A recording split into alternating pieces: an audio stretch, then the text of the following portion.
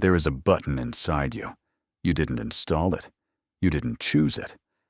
But somewhere, in your childhood, in your first heartbreak, in the years you spent trying to be enough, someone installed a button in the center of your chest, and they learned exactly how to press it. A certain tone of voice, a specific look of disappointment, a message that says just enough to make your stomach drop, a silence that lasts 1 second too long.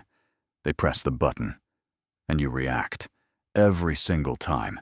Your jaw tightens, your heart rate climbs, your mind starts building a response before the conversation is even finished. You rehearse, you defend, you attack, you explain, you spiral. And the worst part? They know. They know exactly what they're doing. Not always consciously. But something in them understands that they can reach inside you. Unpress that button and watch you lose your center. Marcus Aurelius, the most powerful man in the Roman Empire, wrote this to himself in the middle of a war. You have power over your mind, not outside events. Realize this, and you will find strength. He wasn't writing about battles. He wasn't writing about politics. He was writing about the same button, the same trigger, the same moment when someone says something and your entire nervous system catches fire. This video is about removing that button, not hiding it, not covering it with armor. Removing it. Disconnecting the wire between what they do and how you feel. Because as long as that button exists, as long as anyone on this earth can say a word, send a text, give a look, and control the weather inside your chest, you are not free. You are a puppet with invisible strings, and the person holding those strings doesn't even have to be in the room. 80 minutes, that's what we have. And by the end, you will understand, not just intellectually, but in your bones, what happens when you stop reacting, and more importantly, what happens to them. Let's begin. Before we talk about stopping, let's understand what reaction actually is. Because most people confuse reaction with response, and that confusion keeps them trapped. A reaction is automatic. It happens before you think. Someone raises their voice, your shoulders tense. Someone criticizes you, your mind starts drafting a defense. Someone ignores you, your chest tightens with a mix of anger and hurt you can't even name. This is not choice, this is machinery. Your body is running a program that was installed years ago, and it executes without asking your permission. A response, on the other hand, is chosen. It happens after a pause, after a breath, after a moment where you observe what's happening inside you and decide, deliberately, what to do with it.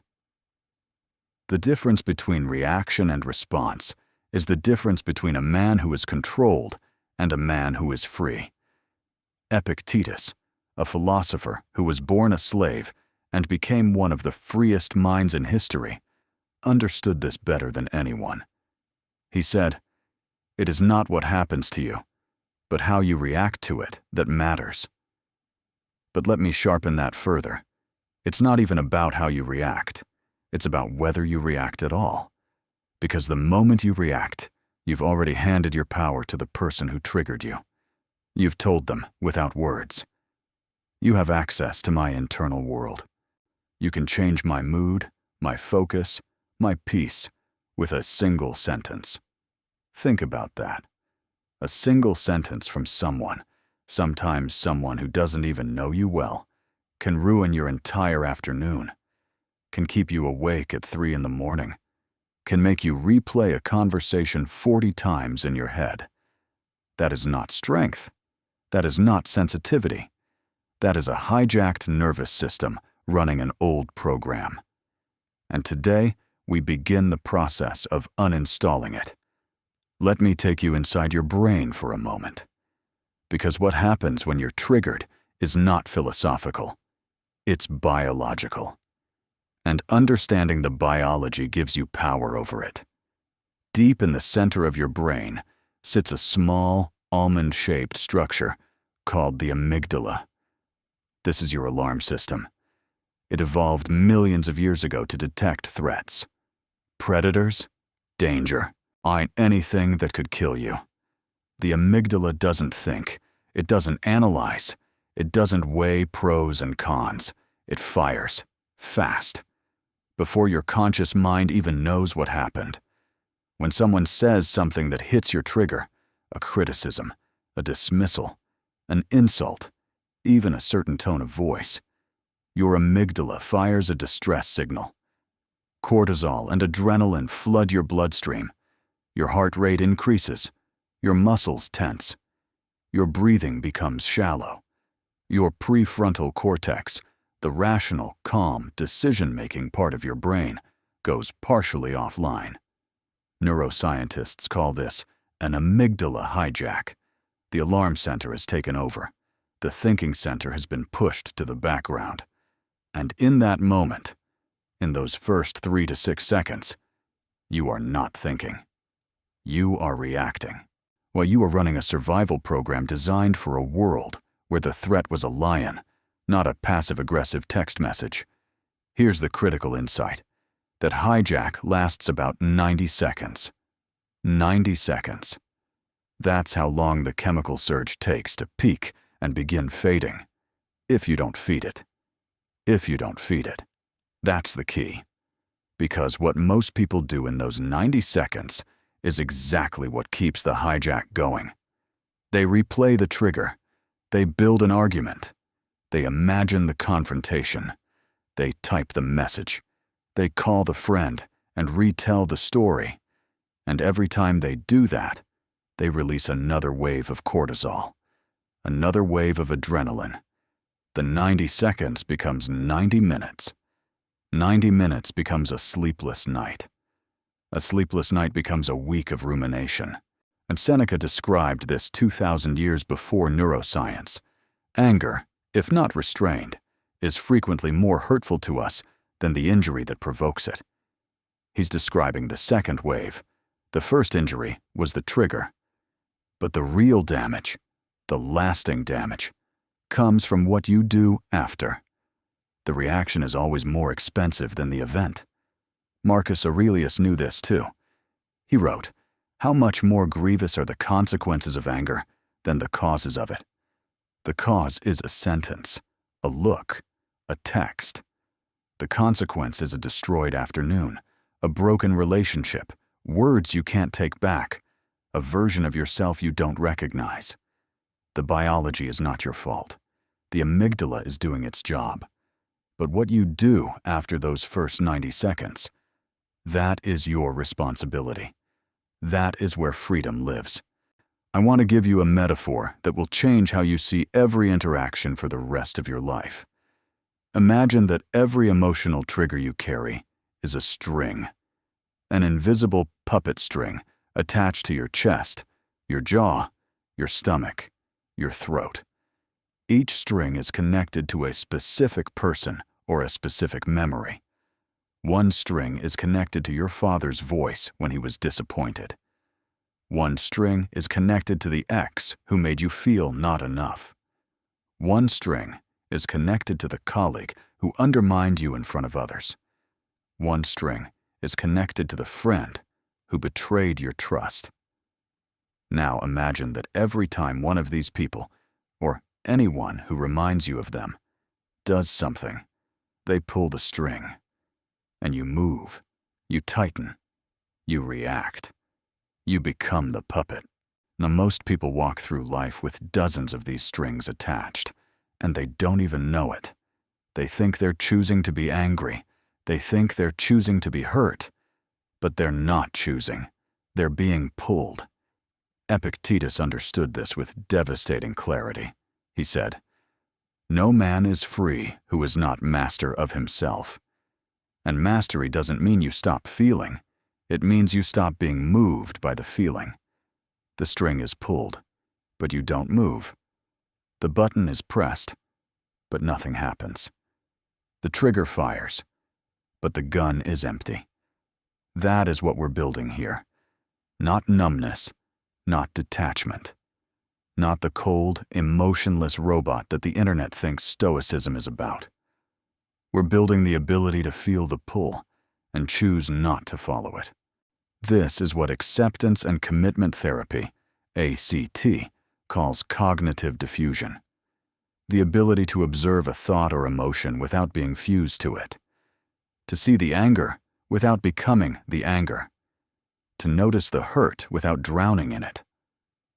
The Stoics were practicing cognitive diffusion 2,000 years before psychology gave it a name.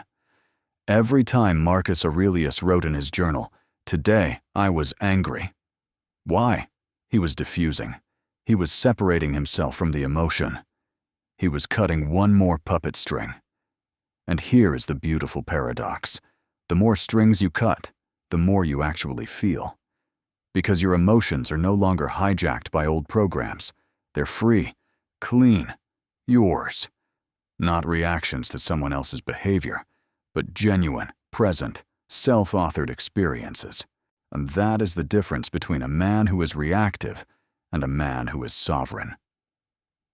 In the 1st century AD, Seneca wrote a 3-volume work called De Ira, on anger.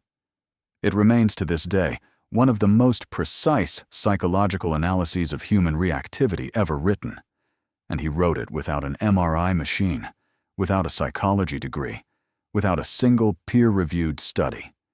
He wrote it by watching, by observing himself, by observing others, by sitting in the Roman Senate and watching powerful men destroy their own careers with a single outburst.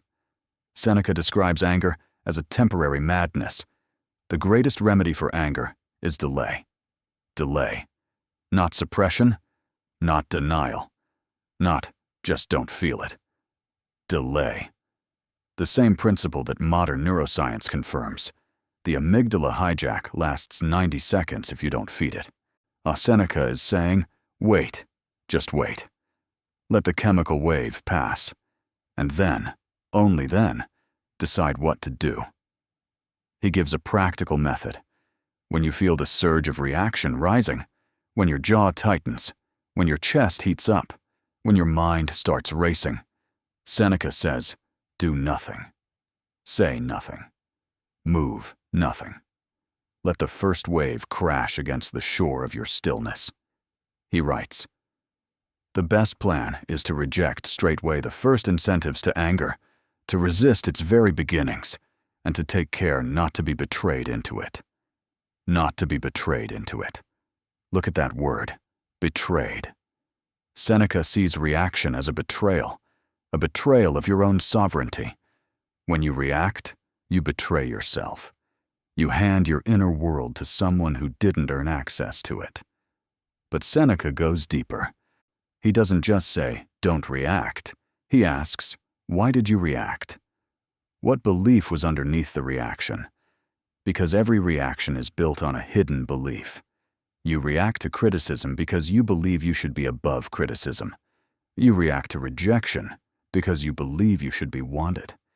You react to disrespect because you believe respect should be automatic. And Seneca, gently, firmly, challenges every one of those beliefs. He asks, why do you expect the world to treat you well? Why do you expect humans to be fair? Why do you expect that your day will be free of insult, inconvenience, or frustration? He writes, we are bad men living among bad men, and only one thing can calm us. We must agree to go easy on one another. This is not cynicism. This is realism. And realism is the foundation of non-reactivity. When you stop expecting perfection from imperfect beings, the trigger loses its power. Not because you don't care, but because you're no longer surprised. The man who is never surprised is the man who never reacts. And the man who never reacts is the man no one can control. Let's count the cost, because reactivity is not free. It takes from you, and you've been paying the bill for years. The first cost is time. Every reaction steals time. The time you spend replaying the conversation. The The time you spend drafting the response you'll never send. The time you spend lying in bed at 2 in the morning, arguing with a person who is sleeping peacefully. That time is gone. You cannot get it back. And the person who triggered you, they spent none of theirs. The second cost is clarity. A reactive mind is a cloudy mind. When you're triggered, for your prefrontal cortex, the part that plans, evaluates, and decides, is suppressed. Every decision you make in a reactive state is compromised. The email you send in anger, the words you say in the heat of the moment, the door you slam, the bridge you burn. These are not decisions. These are reflexes. And reflexes don't build. They destroy. The third cost is reputation. People watch you react. And every reaction tells them something about you. Not about the situation. About you. When you react to a small provocation with large emotion, people don't see the provocation. They see the emotion. They think, this person is unstable. This person is easy to control. This person can be moved with a single sentence. And the fourth cost, the deepest one, is self-respect. Because you know. After the reaction passes, to after the adrenaline fades, after the 90 seconds become 90 minutes, and then become regret. You know. You know you lost your center. You know you gave away your power. You know the version of yourself that showed up in that moment wasn't the version you're trying to become. Marcus Aurelius wrote, "How much more grievous are the consequences of anger than the causes of it." The cause was a sentence. The consequence was your peace. The cause was a look. The consequence was your evening. The cause was a text. The consequence was your sleep, your focus, your week. The math doesn't work. The cost always exceeds the trigger. Always. And the only way to stop paying is to stop reacting. If you're watching this and you recognize yourself, if you've been paying this cost and you're ready to stop, you're not alone. This channel was built for the man who is tired of being pulled by invisible strings. Subscribe, and let's cut them together. Everything we've discussed so far leads to one idea, one principle, one key that unlocks every door in this conversation. Epictetus called it the dichotomy of control. He opens his Enchiridion, his manual for living, with these words: "Some things are within our power, while others are not. Within our power are opinion, motivation, desire, aversion, and, in a word, whatever is of our own doing. Not within our power are our body, our property, reputation, office, and, in a word, whatever is not of our own doing." Read that again, slowly. What is in your control? Your opinion, your motivation, your desire, your choices. What is not in your control? Everything else. Other people's words, other people's actions, other people's opinions, the traffic, the weather, the economy, the past. This is not a theory. This is a diagnostic tool. Every time you react, you are reacting to something outside your control. Every single time. Someone insults you. Their words are outside your control. Your reaction is inside your control. Someone ignores your message. Their behavior is outside your control. Your interpretation is inside your control. Someone spreads a rumor about you. Their mouth is outside your control. Your peace is inside your control. The moment you truly, not intellectually, but cellularly, understand this distinction, reactivity begins to dissolve. Because you realize, I have been spending my emotional energy on things I was never meant to carry. I have been trying to control weather patterns with my bare hands. Well, I have been fighting a war on a battlefield that doesn't belong to me. Epictetus says, "Make the best use of what is in your power, and take the rest as it happens." Take the rest as it happens. Not accept it and be happy. Not pretend it doesn't hurt. Take it as it happens. Acknowledge it. See it. And then return your attention to the only battlefield that matters, the one inside you. This is not passive. This is the most active thing a man can do, because it requires constant awareness, constant choice, constant discipline. Every moment, in every conversation, in every interaction, asking yourself, is this mine to carry? Is this mine to react to? Or is this weather? And most of the time, almost every time, it's weather. It's someone else's storm passing through your sky. And storms pass. They always pass. If you don't build a house in them, let's talk about the most powerful moment in any confrontation. It's not the first word. It's not the last word. It's the silence between the trigger and your response. That silence, 3 seconds, 5 seconds, 10 seconds, is the most valuable real estate in human interaction. And almost nobody uses it, because silence is terrifying. When someone says something that hits your trigger, your body screams at you to fill the gap. Say something. Defend yourself. Attack back. Explain. React. The amygdala is flooding your system with urgency. Every millisecond of silence feels like an hour. But here is what happens in that silence, if you hold it. In the first second, the amygdala fires. The chemicals release. The puppet strings pull. In the second and third second, your prefrontal cortex begins to come back online. It starts asking questions. Wait, what actually happened? What did they actually say? What is the reality here versus what I'm imagining? By the 5th second, something remarkable happens. The urgency begins to fade, not disappear. Fade. The wave is still there, but it's no longer crashing. It's receding. And in that recession, clarity arrives. By the 10th second, you have a choice, a real choice. Not a reflex disguised as a choice, but a genuine, sovereign decision about what to do next.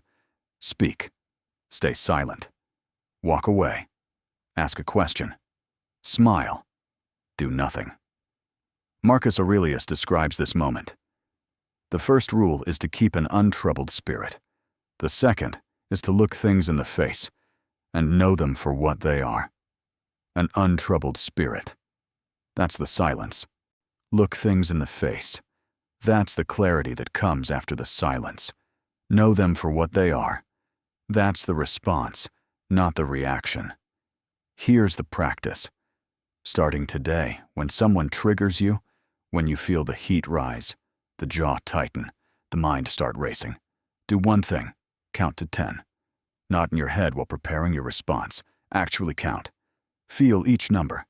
Breathe between them. 1. The amygdala fires. 2. The chemicals flood. 3. The prefrontal cortex wakes up. 4. The urgency begins to soften. 5. The first question appears. What actually happened? 6. The puppet strings loosen. 7. The clarity emerges. 8. You begin to see the other person, not as a threat, but as a human with their own triggers. 9. The choice arrives. 10. You are free. That is the silence. That is where power lives. Not in the words you speak, but in the seconds you choose not to speak them. The Stoics had a practice that modern psychology has only recently begun to appreciate. They called it premeditatio malorum, the premeditation of adversity. Every morning, the Stoic philosopher would sit and imagine the worst things that could happen that day, not to create anxiety, not to be pessimistic, but to prepare. Marcus Aurelius wrote this morning meditation. When you wake up in the morning, tell yourself, the people I deal with today will be meddling, ungrateful, arrogant, dishonest, jealous, and surly. This is not negativity. This is vaccination. When you pre-expose your mind to the difficult, when you rehearse the insult before it arrives, the frustration before it appears, the disappointment before it knocks. The amygdala fires softer. The chemical surge is smaller. The hijack is shorter. Because your brain has already processed a version of this event. It's not new. It's not surprising. It's expected. And expected events don't trigger reactions. Only surprises do. Think about this. Why does an insult from a stranger hurt less than an insult from someone you love? The words might be identical, but the surprise is different. You expect unkindness from strangers. You don't expect it from the people close to you. And that gap between what you expected and what happened is where the reaction lives. Premeditatio malorum closes that gap, not by making you pessimistic, but by making you prepared. Seneca practiced this daily. So he wrote, "It is in times of security that the spirit should be preparing itself for difficult times. While fortune is bestowing favors on it, is the time for it to be strengthened against her rebuffs." Here is the modern application. Every morning, before you check your phone, before you open any messages, take 60 seconds and ask yourself 3 questions. What is the most difficult interaction I might face today? What is the trigger that could pull my strings? How does the man I'm becoming respond to that trigger? Not the man I used to be. By answering these questions before the event, you create a neural pathway, a pre-built road for your brain to follow when the moment arrives. Instead of defaulting to the old program, the reaction, the hijack, the puppet, your brain follows the path you laid that morning. 60 seconds, every morning. That is the vaccine. That is the Stoic rehearsal that separates the man who is controlled by his day from the man who controls himself within it. Now let's get specific, because stop reacting is easy to say in a quiet room. It's much harder when you're standing in front of the 5 people who know exactly where your buttons are. Let me describe them. You will recognize everyone. The first is the critic. This is the person who comments on everything you do, not to help you, but to establish superiority. They frame their criticism as concern. I'm just saying this because I care. But the energy underneath is not care, it's control. And every time they speak, your body tenses, because you know, before they finish the sentence, that it will end with you feeling smaller. The Stoic response to the critic is Marcus Aurelius. It never ceases to amaze me. We all love ourselves more than other people, but care more about their opinion than our own. The critic's words have no power unless you value their opinion more than yours. Ask yourself, would I take advice from this person? Would I trade lives with this person? If not, their critique is weather. Let it pass. The second is the silent punisher. This person doesn't yell. They withdraw. They go cold. They use silence not as peace, but as a weapon. And your trigger? The fear of abandonment. The fear that their silence means you've done something wrong. Your body goes into people-pleasing overdrive. You start explaining, apologizing, reaching, even when you've done nothing wrong. Epictetus answers this. If a person gave your body to some passerby, you'd be furious, yet you hand your mind over to anyone who insults you. Are you not ashamed? The silent punisher is taking your mind. They're borrowing your peace without paying rent. Their silence is their choice. Your peace is yours. Don't confuse the two. The third is the provoker. This person pokes. They say things designed to get a rise out of you. They enjoy the reaction. It confirms their power. They might disguise it as humor. I'm just joking, relax. But the intent is clear. They want to see you lose your center. Seneca's answer is surgical. The best revenge is not to be like your enemy. The provoker wants you to match their energy. The moment you do, they win. Not by defeating you, but by making you become them. Your non-reaction is not weakness. It is the loudest statement you can make. I am not available for this game. The fourth is the victim. This person has a crisis every week. They call, they text, they pull you into their emotional tornado and expect you to spin with them. And your trigger? Guilt. The belief that being a good person means absorbing other people's chaos. Marcus Aurelius recognized this pattern. Don't waste the rest of your time here worrying about other people, unless it affects the common good. It will keep you from doing anything useful. Compassion is not absorption. You can care about someone without carrying their storm. The victim needs a professional, a therapist, a support system, not your nervous system. The fifth is the ghost. This is the person from your past who is no longer in your life, but still triggers you. The ex whose voice you still hear. The parent whose approval you still seek. The friend who betrayed you 3 years ago. They're not even in the room, but their puppet string is still attached. This is the hardest string to cut, because the person isn't here to confront. The trigger lives entirely inside you, in memory, in imagination, in the default mode network that replays old scenes on a loop. Epictetus says, "Whoever is going to listen to the philosophers needs a considerable practice in listening." And the philosopher you need to listen to is yourself. The ghost's power comes from repetition, your mind replaying the scene. The cure is also repetition, but a different kind. Every time the memory surfaces, observe it. Name it. This is the old program running. And then, gently, some without force, redirect your attention to the present, the room you're in, the breath in your lungs, the golden path ahead. The ghost only haunts houses that are empty. Fill your present with purpose, and the past has nowhere to live. I need to stop here and address something directly, because there is a dangerous misunderstanding that haunts every Stoic philosophy video on the internet. The misunderstanding is this: stop reacting means stop feeling. No, absolutely not. The Stoics were some of the most emotionally alive people in history. Marcus Aurelius grieved the deaths of his children so deeply that he wrote about it in his private journal. Seneca wept openly when his friend died. Epictetus spoke with passion, with fire, with an urgency that filled classrooms. These men felt everything. They just didn't let their feelings make their decisions.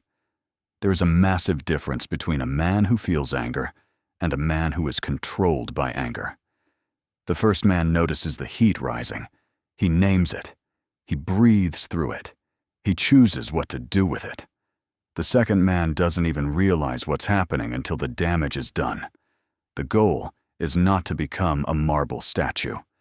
The goal is to become a man who can hold his emotions the way a father holds a child, firmly, gently, without being overwhelmed.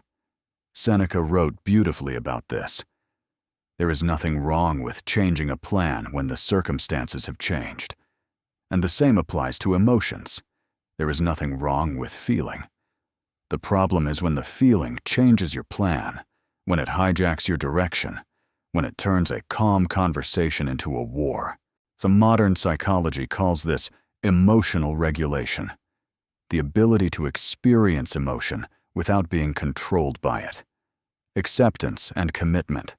Therapy teaches a technique called self as context, viewing yourself as the sky and your emotions as weather.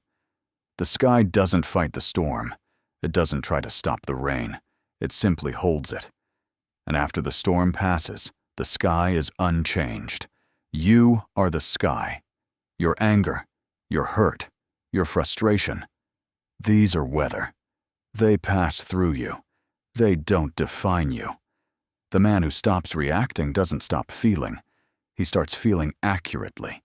He starts feeling what's actually happening in the present moment, not what his amygdala imagined, not what his DMN replayed, not what his childhood wounds projected. And accurate feeling clean, present, so uncontaminated by old programs, is the richest emotional experience available to a human being. It's not cold. It's the opposite of cold. It's alive. Fully, deeply, unapologetically alive. Now let's turn the camera around, because something extraordinary happens when you stop reacting. Not just inside you, but around you. The people who are used to your reactions begin to change. At first, they push harder. They increase the dose. If a comment used to get a reaction, they try a sharper comment. If silence used to make you chase, they go quieter. If guilt used to make you bend, they double the guilt. This is called an extinction burst. It's a term from behavioral psychology. When a behavior that used to get a reward suddenly stops working, the person performing the behavior escalates. Not because it's working, but because it used to work. They don't understand the new you yet. They're pressing the old button, and for the first time, nothing is happening. This phase is critical, because if you react during the extinction burst, if you give in just once, you teach them that the button still works, that they just need to press harder, and the cycle resets. But if you hold your stillness through the burst, something remarkable happens. They recalibrate. Slowly, without announcing it, the critic softens their tone. The silent punisher starts using words instead of withdrawal. The provoker stops poking because the game isn't fun anymore. The victim starts calling someone else, and the ghost, the memory, gets quieter, dimmer, further away. Marcus Aurelius observed this phenomenon in the Roman court. The best revenge is to not be like that.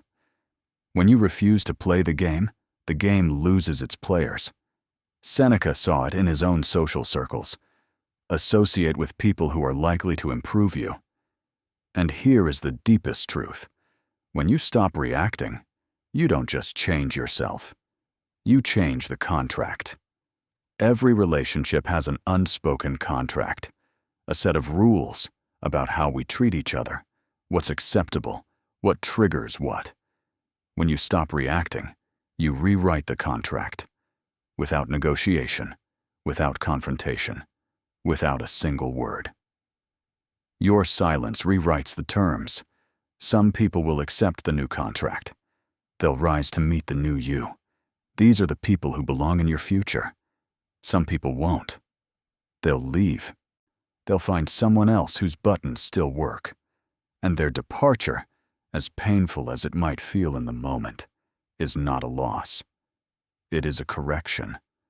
The relationship was never built on respect. It was built on access. Access to your reactions. And when you revoked that access, they had no reason to stay.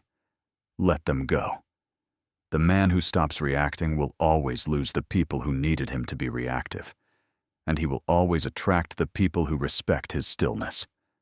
Philosophy without practice is entertainment.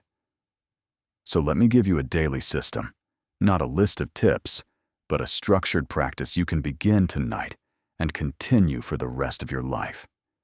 The practice has 3 parts: morning, real time, and evening. The morning practice is premeditatio malorum, which we discussed earlier. 60 seconds before you check your phone. 3 questions. What might trigger me today? What's the puppet string? How does the man I'm becoming respond? The real-time practice is the 10-second rule. When the trigger fires, when the amygdala lights up, you pause.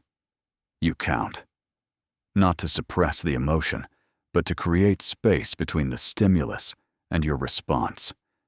In that space, you ask one question. Is this mine to carry, or is this weather? If it's yours, if the situation genuinely requires your engagement, respond with intention. Choose your words. Choose your tone. Choose what to share and what to hold. If it's weather, if it's someone else's mood, someone else's projection, someone else's storm, let it pass. Do nothing. Say nothing. Let the silence do the work. The evening practice is the Stoic journal. Marcus Aurelius did this every night in his tent. You don't need a leather journal and a golden quill. You need your phone and 3 sentences. Today I was triggered by blank. I reacted by blank / I chose not to react by blank. What I learned about myself is blank. That's it. 3 sentences. 90 seconds. But over weeks and months, this practice creates something extraordinary. A map of your triggers. You begin to see patterns. You begin to notice. I always react when I feel disrespected. I always react when I feel ignored. I always react when someone questions my competence. And those patterns, those are the puppet strings. Once you see them, they lose their invisibility. And invisible strings are the only ones that can control you. Seneca wrote, "Each day, therefore, should be regulated as if it were the last, and it would not be our last one if we were to value it." Regulation. Daily regulation.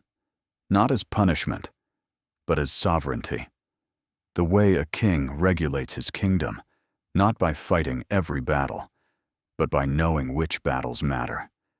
This is your kingdom, your mind, your emotions, your reactions. And starting tonight, you regulate it. Not with force, with awareness, with patience, with the quiet determination of a man who has decided, once and for all, that no one else writes the weather report for his inner world. Let me take you to the year 170 AD, the Danube frontier. Roman legions are fighting Germanic tribes in brutal winter conditions. Disease is spreading through the camps. Supplies are running low. Generals are disagreeing. Advisors are panicking. And in the middle of all this, in a tent, by candlelight, surrounded by war, Marcus Aurelius opens his journal and writes, "Begin each day by telling yourself, 'Today I shall be met with interference, ingratitude, insolence, disloyalty, ill will, and selfishness, all of them due to the offender's ignorance of what is good or evil.'" He's on the frontier of the Roman Empire. Men are dying. The empire is under threat. And his first thought in the morning is not strategy. It's preparation. Emotional preparation. He's running the premeditatio malorum before the day begins. And then he writes something even more remarkable. "But I have seen the beauty of good and the ugliness of evil, and have recognized that the wrongdoer has a nature related to my own, not of the same blood or birth, but the same mind, and possessing a share of the divine.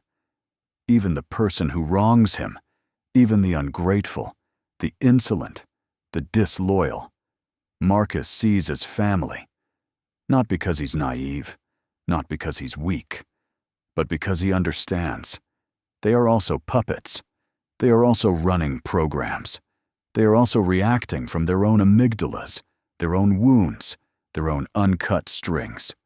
And when you see the person triggering you, not as an enemy, but as another puppet, tangled, struggling, pulling strings they don't even know they have, something shifts. The anger softens, the judgment quiets, not because you approve of their behavior, but because you understand it. And understanding is the death of reactivity. Marcus ruled for 19 years during one of the most difficult periods in Roman history. He faced betrayal from his closest general. His wife's alleged infidelity was public gossip. His co-emperor was incompetent. His son Commodus, the heir to everything he built, showed signs of becoming everything Marcus fought against. And through all of it, every single night, Marcus returned to his tent and wrote with the same calm hand, the same steady voice, the same unshakable center.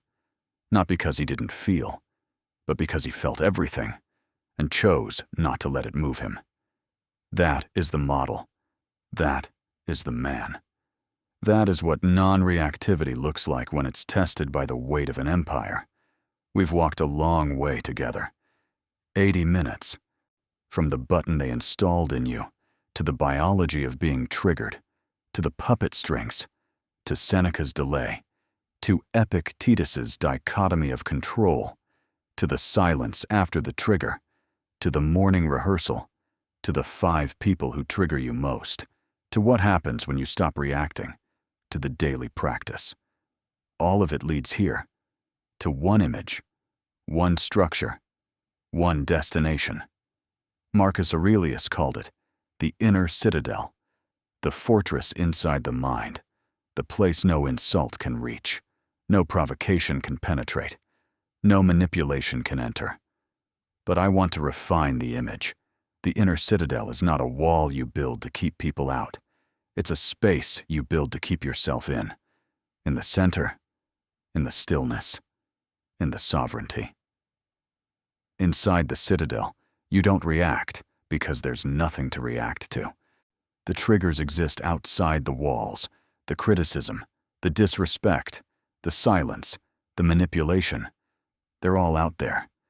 And you can hear them, you can see them through the windows. But they don't enter.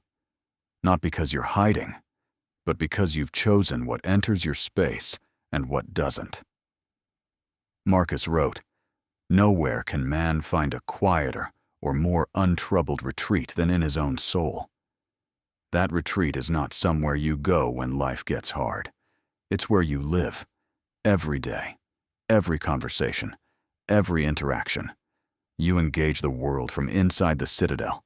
You speak from it. You love from it. You work from it. You create from it. But you never leave it. Not for an insult. Not for an argument. Not for anyone who demands you step outside and fight on their terms. Your terms. Your ground. Your citadel. And the moment they realize you're inside it, the moment they press the button and nothing happens, pull the string and you don't move, raise their voice and you lower yours, that is the moment they lose all power over you. Not because you took it, but because you stopped giving it away. If you stayed through 80 minutes, you are not just a viewer. You are a builder. You're building the citadel, one block at a time. Hit subscribe. This is where men stop reacting and start becoming. This is Stoic undertone, where silent minds gather. Tomorrow, someone will try. They'll say the thing. They'll use the tone. They'll press the button they've been pressing for years. And for the first time, nothing will happen. Not because you didn't feel it. You felt it. The amygdala fired. The chemicals surged. The puppet strings pulled. But you held. You counted. You breathed. And in the silence between the trigger and the response, in those 10 golden seconds, you found something they never expected. You found yourself. Epictetus said, "No man is free who is not master of himself." You are becoming your own master. Not a master who suppresses, a master who observes, who feels without following, who sees the storm without building a house in it. And the people around you, the ones who needed your reaction to feel powerful, they will notice. They'll push harder. They'll test the walls. And then, slowly, they'll stop. Because there is nothing to push against. A man who doesn't react is not weak. He is the most dangerous thing in any room. A man who cannot be moved. Seneca's final thought, "He who is brave is free." You are becoming brave. Not the bravery of war, but the bravery of stillness. The bravery of holding your center when everything around you is designed to pull you away from it. That is freedom. That is stoicism. And that is who you are becoming.